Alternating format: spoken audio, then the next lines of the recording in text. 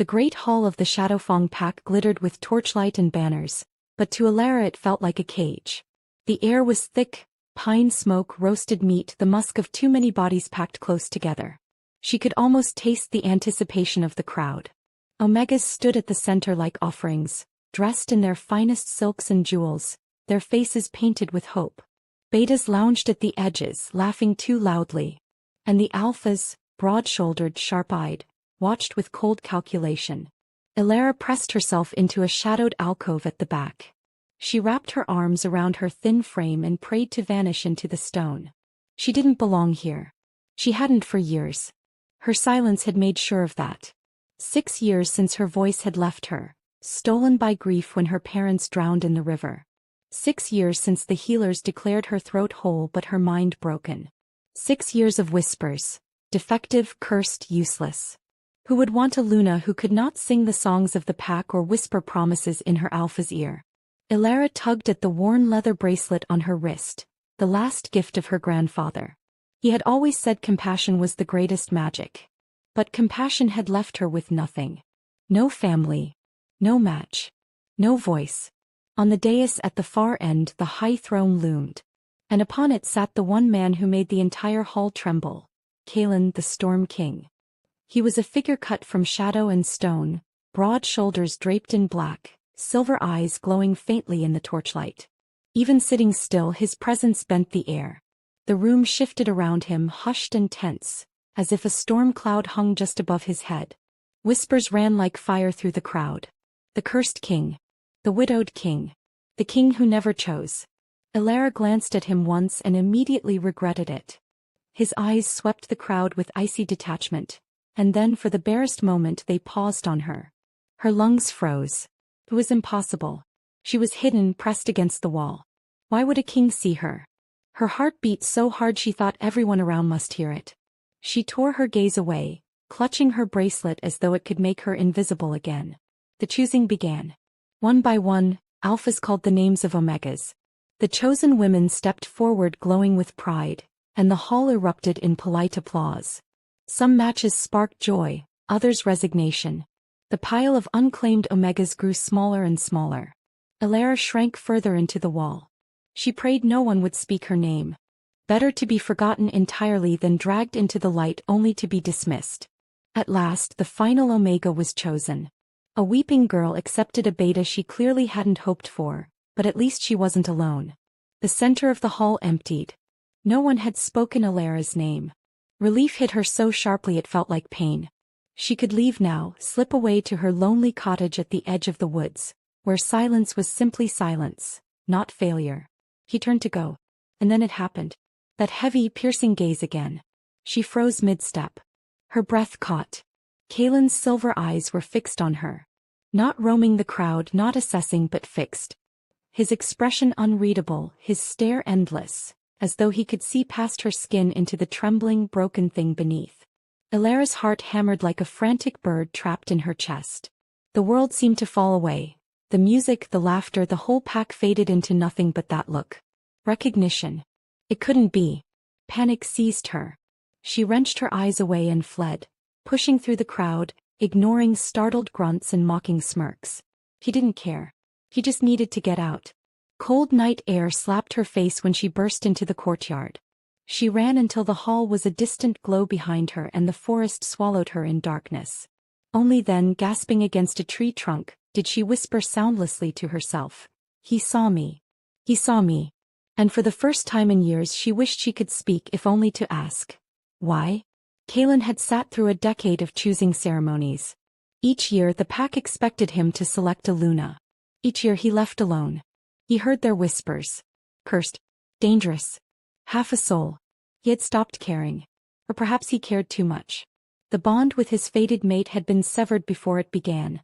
His other half stolen by death. A hollow he could never fill burned inside him. He didn't want a Luna.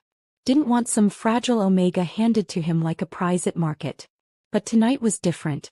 Kalen's silver eyes swept the room out of habit, detached and bored. Until they caught on something unusual. A girl standing in the shadows. Not part of the hopeful line of omegas. Not preening, not smiling, not perfumed with sweetness. She was small, draped in plain cloth, her hair unadorned. Her eyes were wide and haunted. She tried to press herself into the wall as if she wanted to disappear. But he saw her. The sight struck him harder than any battle wound. Her silence drew him like a whisper through a storm. She didn't beg for attention like the others. She was apart, forgotten, cloaked in an invisible sorrow that mirrored his own. He wanted to look away. Should have. But he couldn't. When the ceremony ended, he expected her to vanish with the rest. Instead, he saw her slip quietly from the hall. Panic flared in her posture. Panic when his gaze had touched her. Kaelin's hand tightened on the arm of his throne. His wolf surged inside him, restless, clawing. Did you see her? The question ripped through his thoughts before he could stop it. No one answered, of course. The alphas laughed with their new mates. The betas feasted. The omegas glowed with pride. Only he had seen her. A mute omega, his counsel whispered later when he demanded her name. Broken. Worthless. An embarrassment to the pack. But Kaelin wasn't convinced. There had been no weakness in her eyes when she looked at him. There had been fear, yes, but also recognition. For the first time in 10 years, the cold shell around his soul cracked. A thread of heat, dangerous and fragile, slipped through. The cursed Alpha King found himself wondering about the silent girl in the shadows. And he knew one thing with certainty. He would see her again. The ceremony's end was always noisy. Alphas shaking hands, betas clapping one another on the back, omegas crying with joy or relief. But Alara stood frozen in her alcove, her entire body trembling. He was still there. Alone. Unclaimed. The line of omegas at the center had dwindled to nothing. Even the nervous girl at the very end, Isolde, with her doe eyes and nervous laugh, had been chosen by a grumpy beta guard. Not her dream, perhaps, but at least a future. Alara was invisible. No name had been called for her. No alpha had even glanced her way. And that was good. That was safer. But it was also a blade. A sharp reminder that she wasn't wanted, wasn't useful, wasn't even worth pretending. Her chest ached with shame. She tried to remind herself, you wanted this. You didn't want the humiliation. You didn't want to stand there, trembling, waiting to be rejected. Yet the ache remained. It wasn't rejection if no one saw you to begin with. The noise in the hall blurred into a dull roar in her ears. She traced her fingers over the leather bracelet again, grounding herself in the familiar texture. Her grandfather's voice whispered in memory. Compassion is the greatest magic, Alara. Can mend what power breaks. Her throat burned. Compassion hadn't saved her parents. It hadn't saved him either. And it had left her small and weak in a world that prized strength and dominance. She turned toward the doors. Her small cottage awaited her with its fire and its herbs and its safe, familiar silence. But before she could take another step, she felt it. A weight heavier than the mountain pressing on her. She turned her head slightly, just enough to see him. The Alpha King still sat on his throne.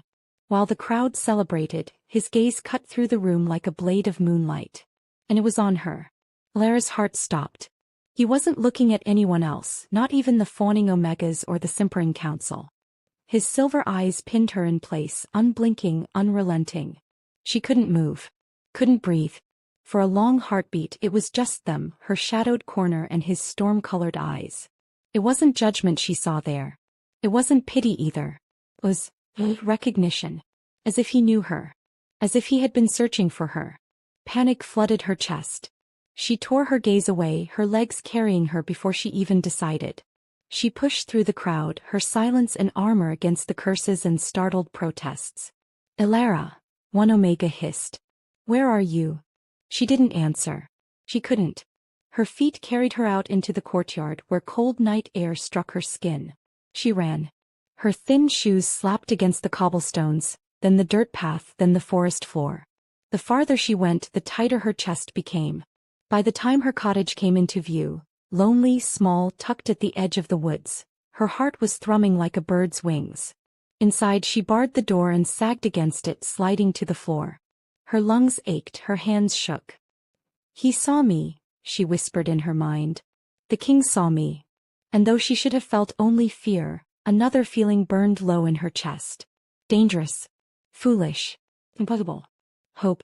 By the time Alara lit her fire, a storm had already begun to build over the mountains. The air grew heavy and electric. Wind whistled through the trees, rattling the shutters of her cottage. She wrapped herself in her grandfather's quilt, trying to ignore the way the storm's howl echoed the emptiness inside her chest. But the storm wasn't the only sound. A heavy branch breaking. Too close. Elara froze, her cup of chamomile tea trembling in her hands. She held her breath, straining to listen. There was again. A dragging sound. Something large moving through wet undergrowth. Then, low, pained whining. Her first thought was an animal. A fox in a trap, a deer caught on a fallen branch. Her second thought, stay inside. Bar the door. The forest is dangerous during storms. The pack's warnings echoed in her mind. Rogues prowled the woods. Hunger made them vicious. An Omega, alone and defenseless, would not stand a chance. She gripped the quilt tighter. Her pulse raced. But then the whining came again. Agony. Hopeless. Her chest squeezed. She remembered the way the pack had looked through her tonight. How she had been left alone, unwanted, unseen. Could she do the same? Could she leave another creature to suffer alone in the dark? Her grandfather's words echoed. Compassion is the greatest magic. Her hand shook as she reached for the lantern on her mantle. She lit it, the flame sputtering in the draft. She picked up the iron poker from beside the hearth, more comfort than weapon, and forced her trembling legs to move. Stay inside, she whispered in her mind. Don't do this. Don't be foolish. But she unbarred the door anyway. The storm roared in, slapping her face with icy rain. Her thin nightdress plastered to her skin in seconds. She raised the lantern, its trembling light carving a weak circle into the night. Hello, she thought, though no sound left her lips. The dragging noise had stopped. But the whining was closer. Her bare feet splashed through puddles as she edged past her herb garden. Her knuckles whitened on the poker. And then she saw it. Her breath caught in her throat. A wolf. But not like any wolf she had ever seen. It was enormous, easily the size of a small horse. Its fur was black as midnight, its body matted with blood and rain. One front leg was twisted at a sickening angle, its flank torn open by a deep gash. It was dying. Elara's first instinct screamed at her. Run. But then its head lifted weakly, painfully. And its eyes met hers. Silver. The same storm-silver eyes she had seen in the hall. Her knees nearly gave out. Dang. It couldn't be. It had to be a trick of the light. But those eyes. Those impossible, piercing eyes. And then with a groan of agony the wolf shifted slightly. Enough for her to see what it had been shielding with its massive body. A bundle. Wrapped in a heavy cloak. From inside came a soft, fretful whimper. Baby. Elara's world tilted. The wolf. The child. The storm. Her fear was still there, cold and sharp. But another force surged stronger. There's a compassion. Her grandfather's words flared inside her like a command. Compassion is the greatest magic. Can mend what power breaks. The wolf's eyes fluttered, silver dimming with pain. It had brought the child to her cottage as a last desperate act of hope. And in that moment Elara knew she could not turn away. She tightened her grip on the lantern. The poker slipped from her other hand, clattering into the mud. Her voice, silent for 6 long years, echoed in her mind. It's okay. I'll help you. She stepped forward. Rain lashed against Elara's skin as she crouched in the mud, the lantern trembling in her hand. The wolf's silver eyes were dim with exhaustion, its chest heaving with shallow breaths. She should have been afraid. She was afraid, her stomach clenched, her heart pounding against her ribs so hard it hurt. An alpha wolf, massive and wounded, could still kill her in an instant. But then the bundle in the cloak whimpered again. Her gaze snapped to it. The sound was faint, soft, but unmistakable, the cry of an infant. Elara's throat burned with unshed tears. A baby? She whispered in her mind, though her lips never formed the words aloud. Her hand shook as she reached for the cloak. She paused, glancing at the wolf. Its ears twitched weakly and its eyes flicked to her hand. I won't hurt them, she thought at it desperately as if it could hear her. The wolf's great body shuddered. Then with what little strength it had, it shifted slightly to uncover the bundle. It was permission. Elara swallowed hard. She set the lantern down in the mud, freed both hands and carefully tugged the cloak open. A small face peeked out, pink and scrunched with distress. The infant's dark hair was plastered to his head by damp, his fists waving weakly in the air. Elara gasped, her silent breath catching. She had never seen a shifter pup so young. He couldn't be more than a few weeks old. Her arms moved before her mind caught up. She lifted the bundle gently to her chest, pressing him against the warmth of her soaked nightdress. The baby squirmed, gave a tiny wail, then quieted, his cheek settling against her collarbone. Her heart squeezed so tightly it hurt. "I've got you," she told him silently. "I won't let you be alone." The wolf gave a low groan, its body collapsing more heavily into the mud. Alara's gaze shot back to him. His leg was bent horribly, his side torn open. Blood pulsed sluggishly from the wound. His breath was rough, uneven. If she left him here, he would die. Every instinct screamed that bringing a predator into her home was madness. But her instincts also screamed another truth, that he had brought the child to her for a reason. That he had chosen her in this moment to trust.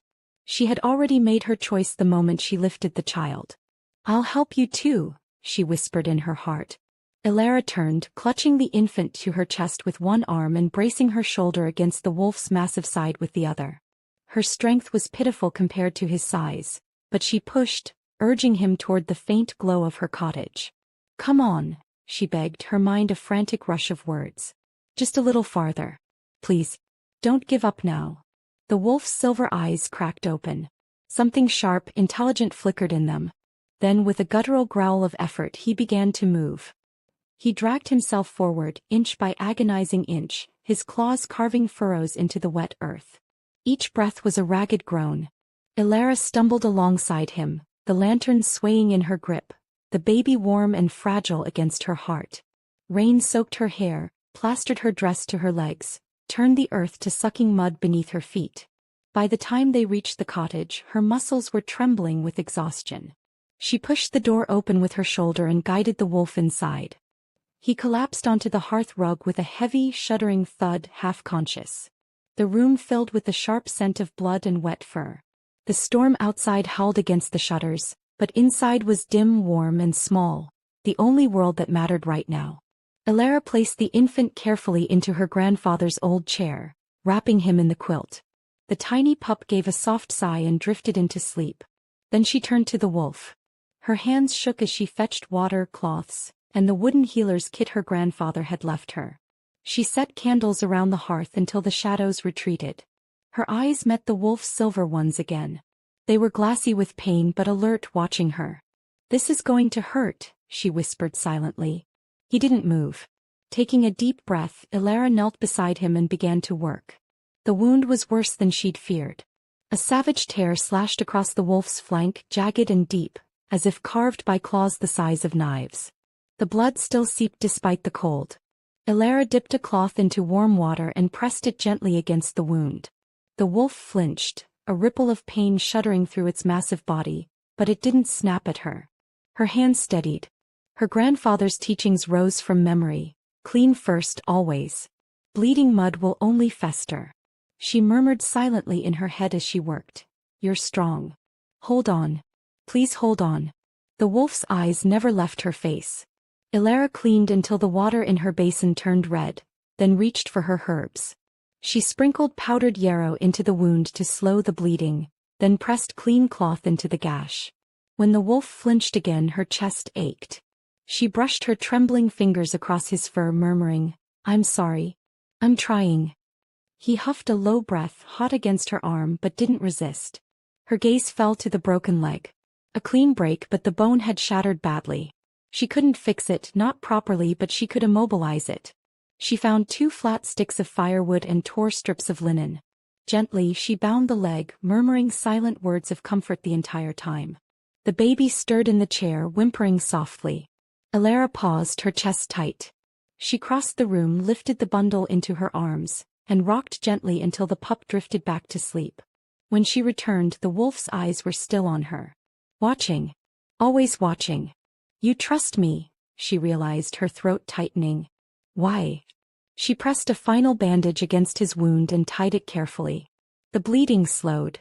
His breathing eased just slightly. Exhaustion pulled at her bones, but she stayed kneeling beside him. Her hand hovered above his head, hesitated, then lowered. Her fingers sank into his thick, damp fur. Warm. Coarse. Alive. The wolf let out a low sound. Not a growl. Something else. A rumble that vibrated against her palm. Gratitude. Her throat ached. "You're not a monster," she whispered in her mind. The silver eyes softened. His massive head tilted slightly, nudging her hand. Tears blurred her vision. She leaned forward, resting her forehead briefly against his damp fur. For 6 years silence had been her prison. But in this room with a sleeping infant and a wounded wolf, silence felt like connection. Alara didn't know if he understood her thoughts. She didn't know if the child was his or why he had come to her door. She only knew one thing. Her life had changed tonight, and it would never be the same again. The storm had passed, but its ghost lingered in the dripping eaves and the smell of wet earth. Inside Alara's cottage, a fragile peace had settled. The fire crackled, casting a warm glow across the wolf's massive form stretched on the hearth rug. Oren slept in the makeshift cradle of blankets. Alara was halfway through whispering to the wolf, telling him about her grandfather, about the herbs he'd taught her to use, when the sound came. Boots. Heavy, deliberate crunching on the wet path outside. Her chest seized. She froze where she sat, every nerve in her body sparking with alarm. The wolf stirred, silver eyes flashing open. His ears flattened, lips curling back from sharp teeth. A deep growl rolled from his chest, vibrating the wooden floorboards.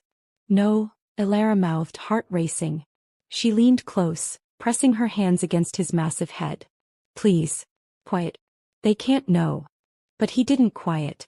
His growl only deepened, vibrating through her palms. His gaze was locked on the door. A sharp rap shook the cottage. "Alara," a voice called. Male. Rough. Bucking. "Open the door." Her blood ran cold.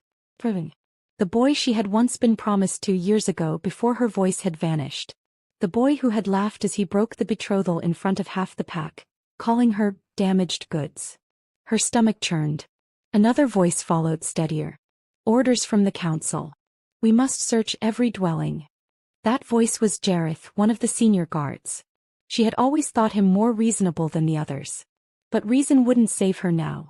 Her breath came in shallow gasps. If they saw the wolf here, bleeding, wounded, vulnerable, they wouldn't hesitate. They would kill him. Norn. Her arms tightened instinctively around herself as she glanced at the cradle. "They'd take him." The banging came again, harder this time. "Alara, don't make me break this door." Corvin's sneer was audible even through the wood. "You don't own anything here. You're just pack property." The wolf's growl became a thunderous rumble. Alara pressed her forehead against his, desperate. "For me. For Oren. Hide." Something in her desperation must have reached him. His massive form trembled with the effort of restraint, but slowly, painfully he pushed himself upright. With a limping gait he dragged himself into the dark alcove by the firewood stack, shadow swallowing him. Alara grabbed Oren, wrapping him in her shawl, holding him tight to her chest. His small warmth steadied her trembling. The banging came once more, shaking the door on its hinges. Alara's body moved before her fear could stop her. She unbarred the door and pulled it open just a crack. Corvin stood there, rain still dripping from his cloak, his dark hair plastered to his forehead. His smirk widened when he saw her. "Took you long enough," he drawled. His eyes swept over her, sharp with disdain.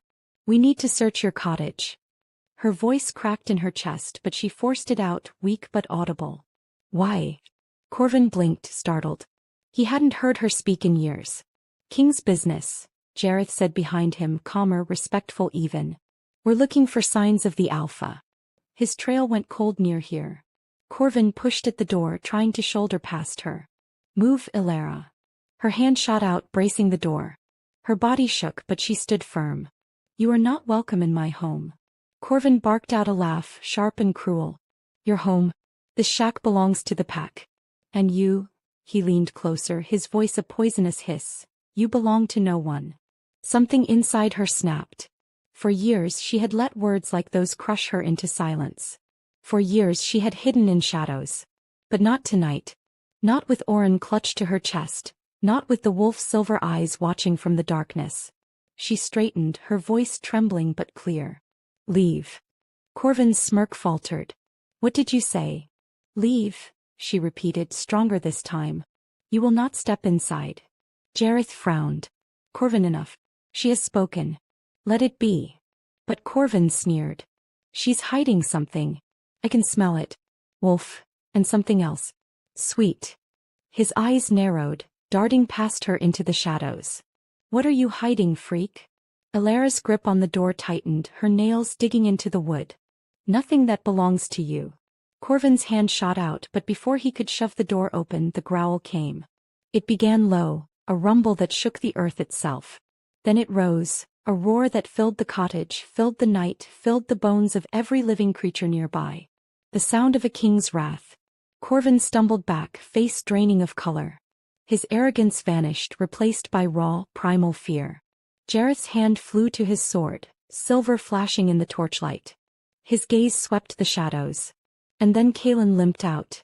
The black wolf filled the doorway with his sheer size, his fur bristling, his silver eyes blazing like storm fire. He bared his teeth, every line of his body promising death. Jareth froze, breath catching. By the moon, he whispered. It's him. Corvin made a small, pitiful whimper. Alara stepped forward, placing her hand firmly on the wolf's shoulder. His body trembled with rage, but he stilled at her touch. They're leaving, she said softly, her voice carrying a strength she didn't know she possessed. Her gaze snapped to Corvin, and for the first time she didn't feel small under his eyes. He felt powerful. Get off my land. Corvin didn't wait to be told twice. He turned and fled, his boots splashing through the mud, his cowardice plain. Jareth lingered, his hand slowly lowering from his blade. His sharp eyes took in everything. The splint on the wolf's leg, the way Alara's hand rested on his fur, the protective stance between her and the child. Understanding dawned. He bowed his head. Not to her. Not to the wolf. To them both. My lady, he said quietly. We will not disturb you again. Then he turned and walked away, his stride steady, purposeful. The wolf's growl faded. His massive body slumped, exhaustion returning. Alara exhaled a shuddering breath. Her knees nearly gave out. She pressed her face into his fur, Orin safe between them. You're safe, she whispered. For now. But in her heart she knew the storm was far from over. For 2 days peace returned. Alara tended the wolf's wounds, fed Orin from a bottle fashioned with leather and glass, and whispered stories to them both. Her voice was growing stronger, each word easier than the last. But peace never lasted. On the 3rd day they came. Not Corvin this time, nor guards. But the council. Alara saw them through the small window before they knocked. 3 elders in heavy cloaks, their faces stern. The wolf stirred, silver eyes flashing with alarm. I'll handle it, Alara whispered, stroking his head. She set Orin in his cradle and opened the door. Child, one elder said, his tone clipped. We have come for the Alpha King. Her heart stopped. He is not here, she lied, her voice calm. The elder's eyes narrowed. Do not play foolish games. We know he was found. He must return with us at once. Behind her the wolf gave a low growl. The council's gaze flicked past her, and she knew the lie was useless. They entered, ignoring her protests. They saw the wolf lying by the fire, weakened but alive. Their expressions hardened. You've harbored him, one whispered. You've kept him hidden, another hissed. The first straightened, his voice heavy with false authority. The king belongs to his pack. He will return with us. Alara's throat constricted. She wanted to scream, to beg them not to take him. But the wolf rose shakily to his feet, his eyes meeting hers. A silent conversation passed between them. He had to go. Tears burned her eyes. She pressed her hand to his fur, her voice cracking. I'll be here. I'll keep him safe, she whispered, nodding at Orin. The wolf gave a soft whine, nudging her hand, then limped forward to the council. They led him away. The door closed behind them, and the silence left behind was unbearable. Her sanctuary was gone. Her hands shook as she lifted Orin from his cradle, cradling him against her chest. His tiny face pressed into her neck, warm and real. You're all I have now, she whispered brokenly. But the next day Jareth returned. His expression was grim as he handed her a scroll sealed with the council's mark. Alara broke it open, her eyes skimming the words. A reward for her service to the crown. A permanent deed to her cottage. A stipend for life. And then the final line. The child known as Oren is hereby declared a ward of the crown. He will be collected within the week. The scroll slipped from her numb fingers. Her breath came in shallow, furious gasps. No, she whispered. Jareth shifted uncomfortably. My lady. I am only the messenger. Her voice rose, shaking with rage. Tell the council, Oren stays with me. If they want him, they'll have to come through me. Jareth's eyes widened, shock flashing across his face. But then slowly he bowed his head. As you command, he said quietly. And for the first time the title sounded real. The scroll lay on the floor where it had fallen, the council's seal broken and crumpled. Its words seemed to burn themselves into Alara's mind. The child known as Oren is hereby declared a ward of the crown. He will be collected within the week. Her fingers trembled as she picked it up again, rereading to be certain she hadn't misread. But no, the decree was clear. They wanted to take him. The infant stirred in his cradle, cooing softly in his sleep, oblivious to the storm that now raged inside her. Alara knelt beside him, brushing a strand of damp hair from his tiny forehead. You are not theirs, she whispered. Her voice shook, but she forced it louder. You are mine. Her throat tightened. Not by blood. Not by law. But by choice. For so many years she had accepted being powerless. She had let the pack's whispers crush her, let Corvin's cruelty silence her, let the council erase her. But they would not erase this child. When Jareth delivered the message, she had seen something flicker in his eyes. Pity perhaps. Or respect. He had bowed when she told him to carry her defiance back to the council. Tell them Oren stays with me. If they want him, they'll have to come through me. The words had poured out of her like fire, hot and unstoppable. Now that the fire had cooled, fear filled its place. What could she do if they came? They were warriors, council-appointed, armed with silver blades and authority. And she was just a silent omega in a lonely cottage. Her fingers curled into fists. Not silent anymore. She paced the room, her mind racing. She had little to defend herself with. The poker. A kitchen knife. Her herbs and salves meant for healing, not war. But she had something else. She had the wolf's courage lingering inside her. The way he had stood before her, fangs bared, daring Corvin to come closer. The way he had trusted her hands on his wounds. The way his silver eyes had told her, you are not weak. You are mine. She clutched Oren close, his tiny warmth steadying her shaking body. They'll have to kill me first, she whispered into his dark hair. 2 nights passed in torment. Every sound outside made her jump. The creak of branches in the wind, the snap of twigs in the forest. She barely ate, barely slept, waiting for the knock that would mean the end. On the 3rd night the knock never came. Instead the door splintered. The wood cracked inwards with a deafening crash, shards flying across the floor. Alara spun around, heart slamming into her throat, clutching Oren against her chest. Figures filled the doorway, cloaked against the rain. The council's men. She tightened her grip on the poker, raising it with trembling hands. Her voice came out hoarse but steady. You will not take him. But before they could answer, another voice filled the night. Commanding. Furious. Touch her and you die. Alara's breath caught. A figure stepped into the ruin of the doorway. Broad-shouldered, tall, his dark hair wild, his eyes silver fire in the torchlight. But not the wolf. The man. The sight rooted Alara to the spot. It was him. The wolf she had bandaged.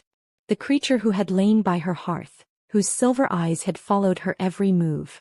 The one she had whispered her secrets to in the safety of her cottage.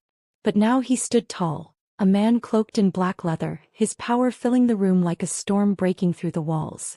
His chest heaved, his jaw clenched tight with rage. The council's men stepped back, their bravado crumbling. Your Majesty, one began, but Kaelin cut him off with a snarl.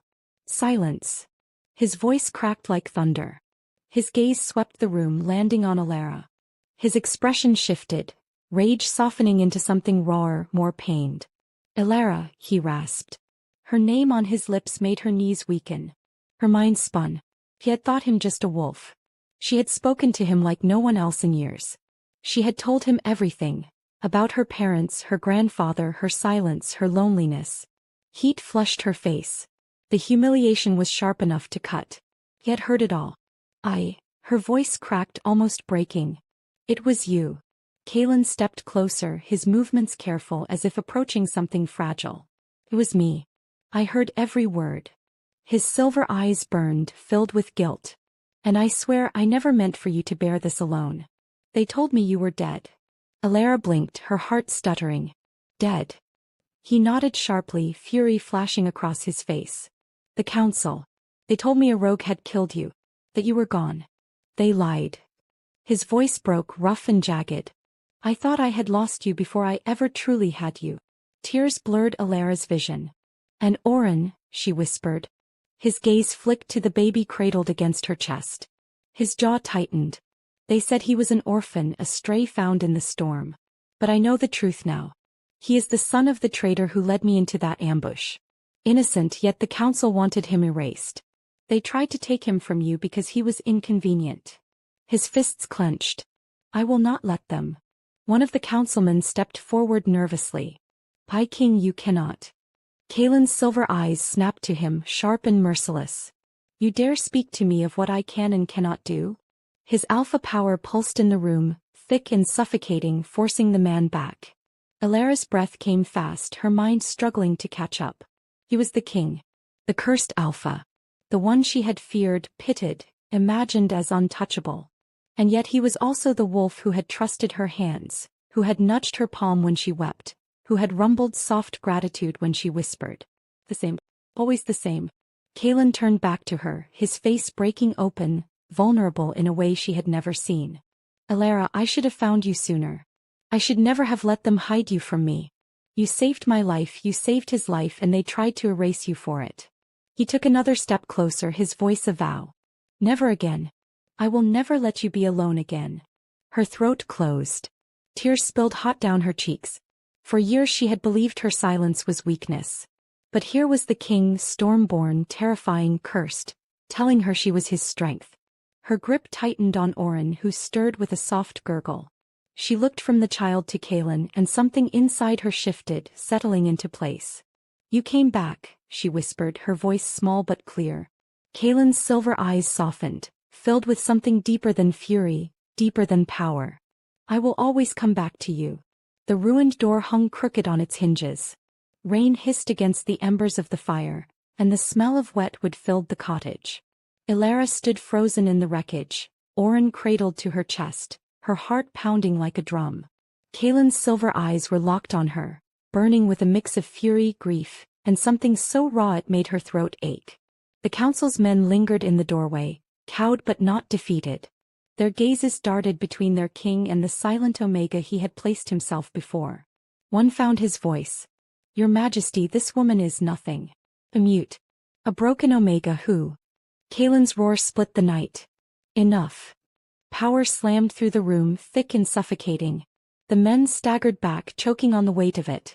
Even Alara felt it pressing against her skin, though it did not frighten her. Not anymore. Kalen's voice thundered. You dare call her nothing? She is the reason your king still breathes. She is the reason this child still lives. She is the one who faced your cruelty with courage you cannot begin to imagine. The men fell silent, eyes wide, pale faces betraying their fear. Kalen turned to Alara then, his gaze softening though his voice remained fierce. Alara, I cannot pretend any longer. Her breath caught. Pretend. He stepped closer, the storm in his eyes easing into something gentler, more dangerous. I felt it the moment I saw you. The bond. The recognition. You are mine. Her knees trembled. Yours. Pai mate, he said simply. His voice lowered, heavy with certainty. Pai Luna. The words hung in the air like a lightning strike. Alara's mouth went dry. But, I'm an Omega. I'm silent. They'll never. They will accept who I tell them to accept. His words cut sharp, absolute. He turned his silver eyes back on the council. She is mine. She is queen of this pack by my word and by the moon's will. The men gaped. One opened his mouth as if to argue, but Kalen's power flared again, making the walls tremble. Speak against her, he growled, and you speak against me. Alara clutched Oren tighter, her heart racing. The world spun around her. She had spent years hiding, shrinking, believing her silence was a flaw. And now the king himself declared her his other half. She wanted to protest, to say it wasn't possible, but when she met his eyes she saw no doubt. Only recognition. Only truth. And deep in her chest something stirred. A spark. Not of fear. Not of shame. But of belonging. She whispered the only word she could manage. "Why me?" Kalen's expression softened, his voice breaking. "Because when I was lost in darkness you saw me. Because when I was a beast, you touched me with gentle hands instead of fear. Because in your silence, you spoke the only words that ever mattered." Alara's eyes stung with tears. She had never imagined being wanted. Not like this. Not completely. The council's men began to retreat, bowing stiffly, murmuring excuses. But Kalen didn't look at them. His gaze never left her. He closed the space between them until he was only inches away. His hand lifted, hesitating in the air near her cheek. "Pei I," he whispered. Her breath caught. Slowly she nodded. His calloused fingers brushed her face, warm and impossibly gentle. He cupped her jaw as if she were the most fragile treasure in the world. "Alara," he said, her name a vow. "You are mine. And I am yours." For the first time in years she didn't feel broken. He felt whole. The next morning the forest seemed quieter than usual. Mist curled low over the trees and birds stayed silent on their branches. Alara sat by the fire, Oren in her lap. Kalen stood near the broken doorway, his back rigid as he spoke to Jareth in low, tense tones. She caught fragments. "Cannot trust them, will try again, protect them at all costs." Jareth's voice was grim. "The council will not forgive this. They have wanted a Luna for years but not an Omega like her. They will move quickly." Kalen's jaw tightened. "Let them try." When Jareth left, Kalen turned back to Alara. His gaze softened but tension still coiled in his frame. She shifted Oren on her lap, her voice quiet. "They hate me." He crossed the room in 2 strides, kneeling before her so his silver eyes met hers. "They fear you." She blinked. "Fear me? I'm just—" "No." His tone left no room for argument. "You are not just anything. You are the woman who defied them, who shielded this child with nothing but her own body. You are the one who brought me back from the edge of death. That terrifies them. Because compassion is more dangerous than their power." Her throat tightened at the echo of her grandfather's words. Still doubt gnawed at her. "I don't know how to be Luna. I don't know how to lead." "You don't have to know," Kalen said softly. "We will learn together. All I need is you by my side." Alara's heart squeezed. But even as he said it, she knew the council wouldn't stop. They would twist the truth, whisper poison into the ears of the pack. They would call her unworthy, broken, dangerous. She imagined standing before the entire pack, every eye on her, judging her silence. Her stomach churned. "I'm afraid," she admitted, the words cracking out of her like splintered wood. Kalen's hand covered hers, warm and steady. "So am I," he confessed. "Every day since the bond was broken before I found you. But fear does not mean weakness. It means you have something worth protecting." His silver eyes locked onto hers, fierce and unwavering. "And I will protect you. With my life." Her breath hitched. For a long moment, the only sounds were the crackle of the fire and Oren's soft breaths. Alara let the words sink into her bones, into the hollow places that had ached for years. She had always been alone. But not anymore. Still, as Kalen held her gaze, she knew one thing with certainty. The council would not stop until they had broken her. And if she wanted to keep this fragile family she had found, she would have to learn how to fight. The council's summons arrived before dawn. Jareth delivered it, his face unreadable as he handed the sealed parchment to Kalen. Alara sat by the fire, Oren in her arms, her stomach already tight with dread. Kalen broke the seal, his jaw tightening as he read. "They've called an assembly," he said darkly. "They want you to stand before the pack. To prove you are fit to be Luna." Alara's chest squeezed. "Before everyone?"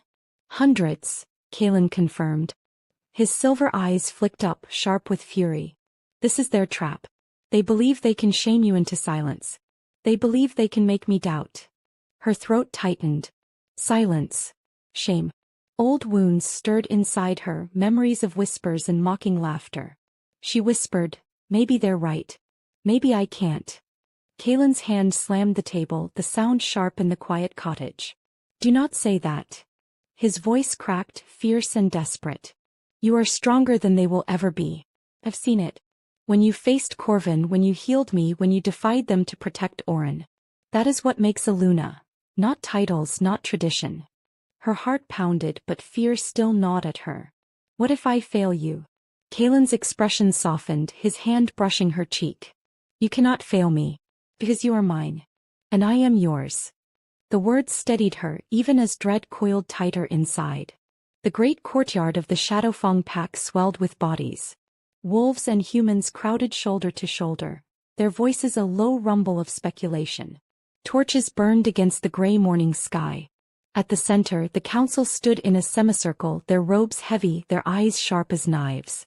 And on the raised dais, Kaelin, towering, silver-eyed, his presence crackling like a storm barely leashed.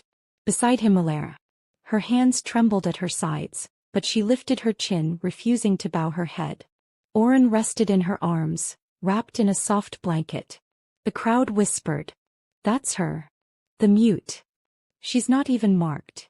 A Luna who can't speak? What kind of curse is this?" Each word cut like glass, but Alara did not flinch. One counselor, Elder Serac, stepped forward. His voice carried over the assembly. "Wolves of Shadowfang, you see before you a king bewitched by weakness. An Omega no Alpha wanted. A woman broken in body and spirit. Is this who you would call Luna?" The crowd murmured, the sound like rising thunder. Kaelin's power surged, silencing some, but Serac pressed on.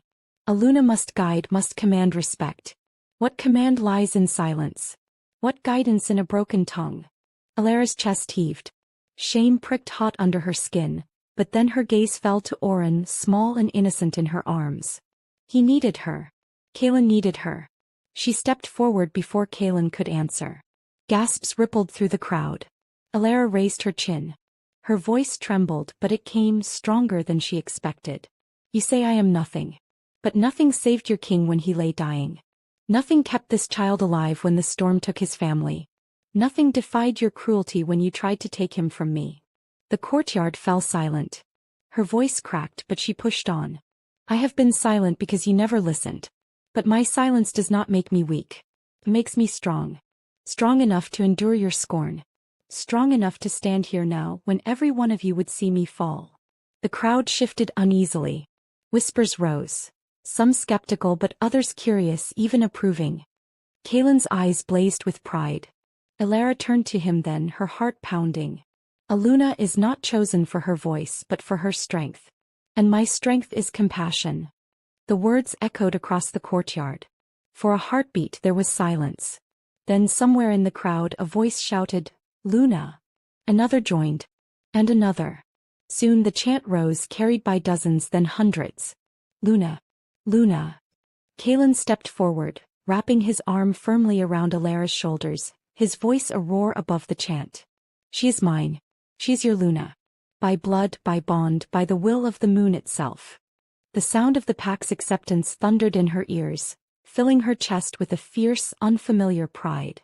But behind the council's stony faces she saw the glint of fury. They had lost this round. But the war was far from over. The celebration after the assembly was short-lived. The council convened in secret, but whispers spread fast through the pack. Alara and Kaelin returned to the cottage, Orin asleep between them. For a few hours there was peace. Until Serac arrived with guards.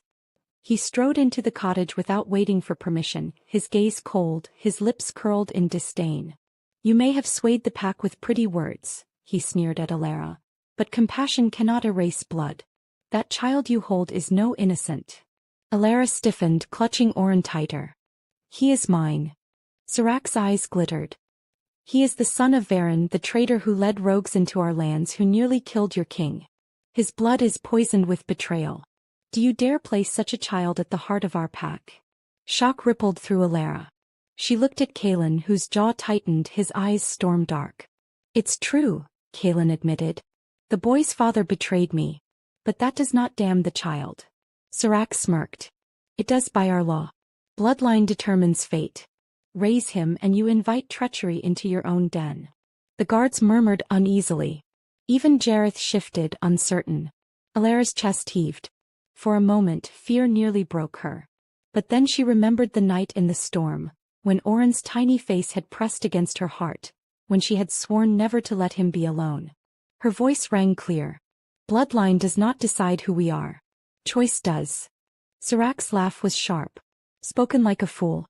You claim compassion as strength, yet compassion blinds you. Kalen's voice thundered over him. No. Compassion sees more clearly than hatred ever could.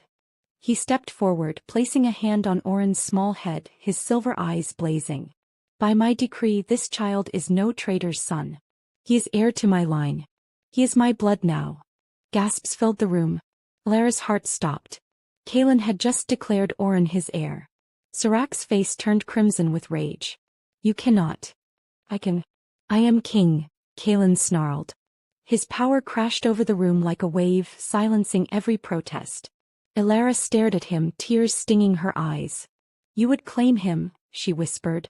Kalen's gaze softened when it fell on her. I already have. The night you placed him in my arms, he was ours. Her chest ached with so much emotion she thought she would break. Relief, gratitude, fierce love. Sirach spat on the floor. You doom us all with your weakness. But Kalen only tightened his arm around Alara and Oren both. Weakness. His voice was low, deadly. This, he looked down at them, is my strength. And it will destroy you before I let you touch them again. The council left, but the war in their eyes was clear. Alara knew then that they had painted a target on her back, on Oren's, on Kalen's. But for the first time she did not tremble. Because now she was not alone. The night after Kalen declared Oren his heir, whispers spread like wildfire. Alara could feel them in the way the pack looked at her. Some bowed their heads when she passed. Others spat on the ground. Children stared with wide eyes. Mothers clutched their pups closer. The market, once a place of noisy chatter, fell silent when she entered. A beta woman sneered as she passed, hissing under her breath, the traitor's pup. Cursed blood. Alara's grip on Oren's blanket tightened. She forced her chin high, though her stomach twisted. Kalen noticed the looks too. His hand never left her back, a solid reminder of his presence. But anger burned in his eyes, storm-bright and violent. That night, in the war room of the Shadowfang stronghold, Kalen faced the council. Alara stood at his side, Oren asleep in her arms, her silence louder than words. You've poisoned the pack, Kalen growled, his hands braced on the table. Your lies spread like rot. You dare call my Luna unworthy, my heir cursed? You tear apart the very unity we built. Sirach's smile was thin and cruel. Unity cannot be built on weakness, my king. An Omega who hides in silence, a child of treachery, these are not the foundations of power. The pack follows you out of fear. But fear fades. Tradition lasts. Alara's chest burned. She wanted to scream at him, to tear away his smug mask with words. But before she could speak, another elder cut in. You risk civil war. Already factions rise. Already wolves whisper that the moon has abandoned us. Kalen slammed his fist against the table, making the candles jump. The moon has not abandoned us. I have seen her will. She gave me Alara. She gave me Oren. The room fell silent under the weight of his words. But outside the unrest only grew. 2 days later the first fight broke out in the courtyard. Alara had just stepped out of the healer's hut with herbs in her basket when she heard the shouting. A crowd had gathered, 2 wolves snarling at one another, teeth bared, bodies tense.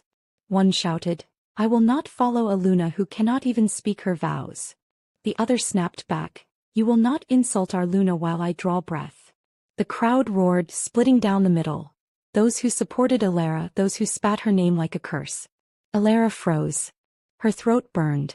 For years she had been invisible. Now her very existence was tearing the pack apart. She wanted to turn, to flee.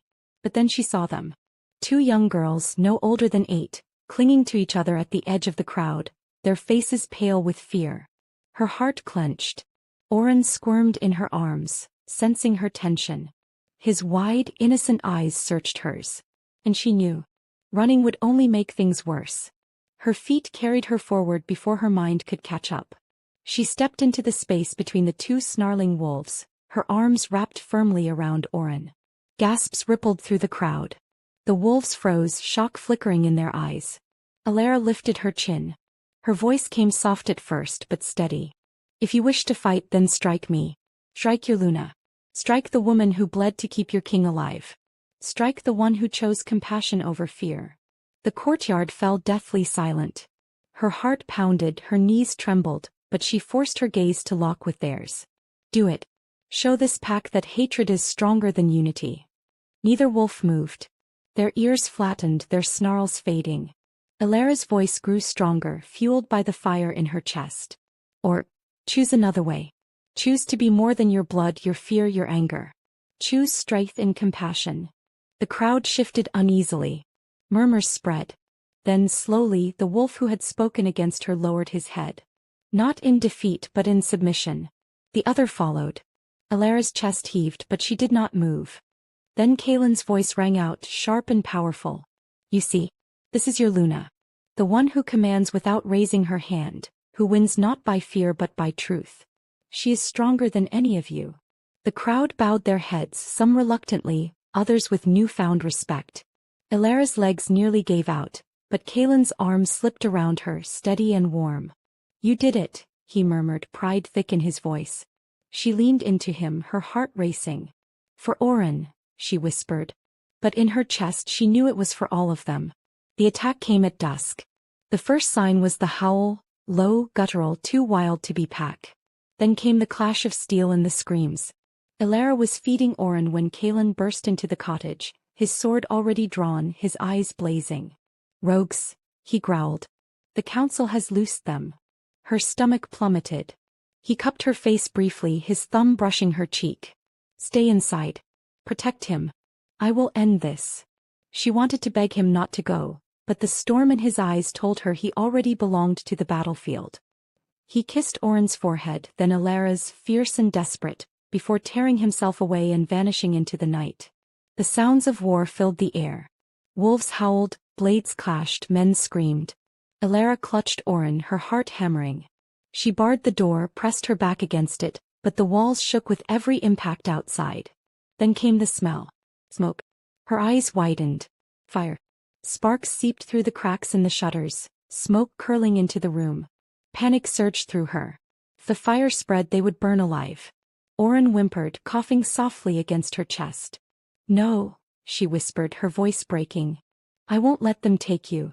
She ran to the hidden trapdoor beneath the hearth, where her grandfather had once kept herbs safe from storms.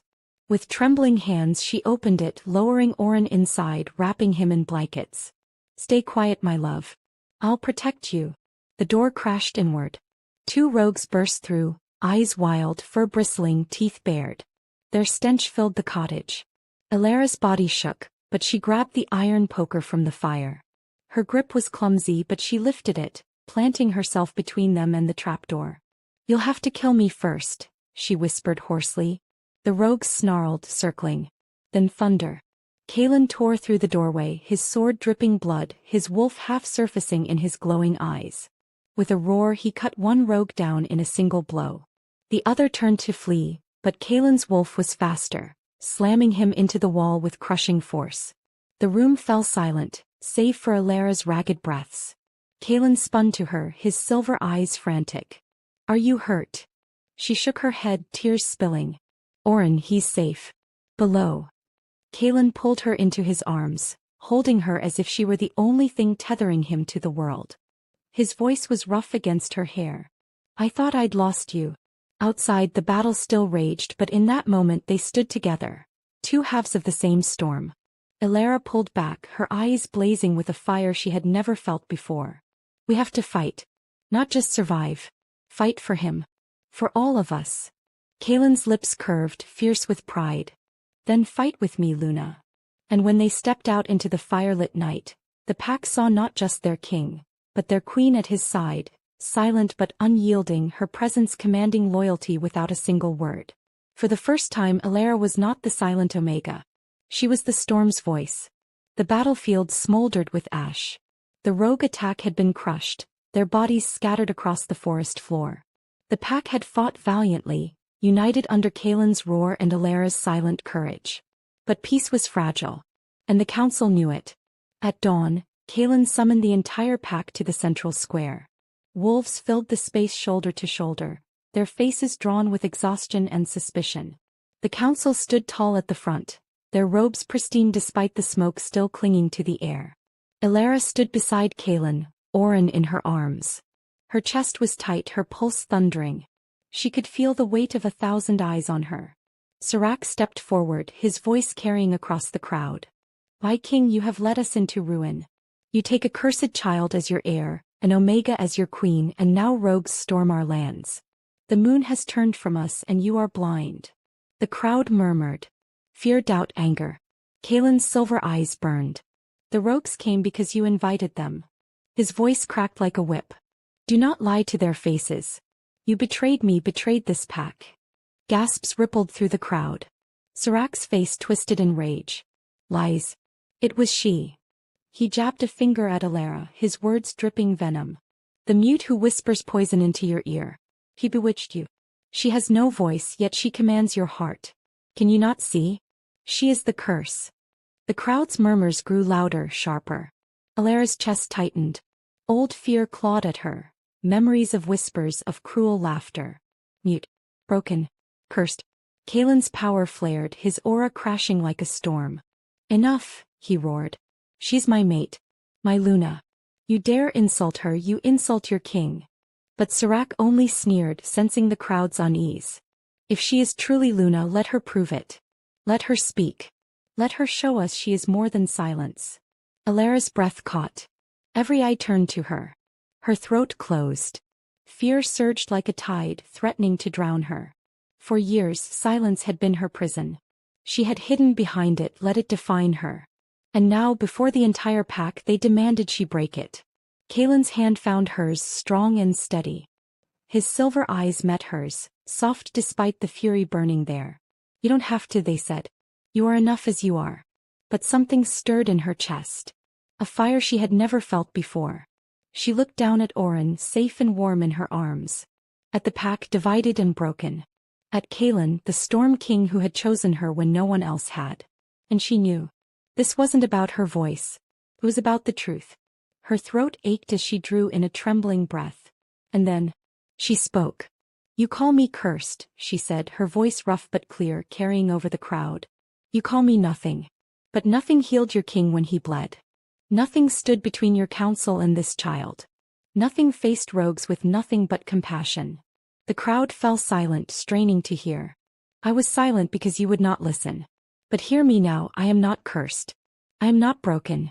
I am Luna of the Shadowfang pack. And I will not let hatred tear us apart." Her voice cracked, but the fire in it burned stronger than any roar. The pack erupted, not in laughter or scorn but in cheers. Wolves threw back their heads and howled, the sound rolling through the square like thunder. Kaelin's chest swelled with pride. His arm wrapped around her, his voice booming over the howls. "You see, she is strength. She is compassion. She is Luna." Serac's face twisted, his last weapon shattered. Desperation gleamed in his eyes as he lunged for Kaelin's throat. But Jareth moved faster. His blade flashed, striking true. Serac crumpled, his lifeblood darkening the stones. The remaining counselors fell to their knees, their rebellion broken. The pack roared its victory. And Elara, breathless, trembling, her voice still ringing in the air, realized she was no longer the silent Omega. She was the heart of the storm. The days after the battle were a blur of healing and rebuilding. The council was dismantled, its remaining members stripped of power. Jareth was named Kaelin's right hand, his loyalty proven. The pack began to heal, murmurs of division slowly replaced by pride. But for Elara the greatest change was within. She sat on the high dais beside Kaelin, Orin nestled between them as the pack gathered once more. Kaelin's hand rested on hers, warm and reassuring, but this time she did not need it to stand tall. "My people," Kaelin said, his voice carrying easily. "The old ways tried to bind us. To say that blood and rank alone decided worth. But you have seen the truth with your own eyes. Compassion is stronger than cruelty. Unity stronger than division." He turned to Elara, his gaze soft. "And strength comes in many forms." The pack looked at her. Not with disdain now, but with expectation. Elara's chest swelled. She rose, her heart steady, her voice clear. "I was once silent. I let fear and shame hold me. But silence taught me to listen. To hear pain where others turned away. To see truth where others saw only rank. That is what makes me Luna. Not a title, not a bond, but the choice to stand for those who cannot. The pack erupted into cheers, howls filling the sky. Kalen's arms slipped around her waist, pulling her close. His silver eyes glistened with pride and love. You are everything I dreamed, Alara. She turned to him, her voice soft but certain. And you are everything I thought I would never have. Together they lifted Orin high. Kalen's voice rang out. This child is our son, our heir, by my decree and by the moon's will.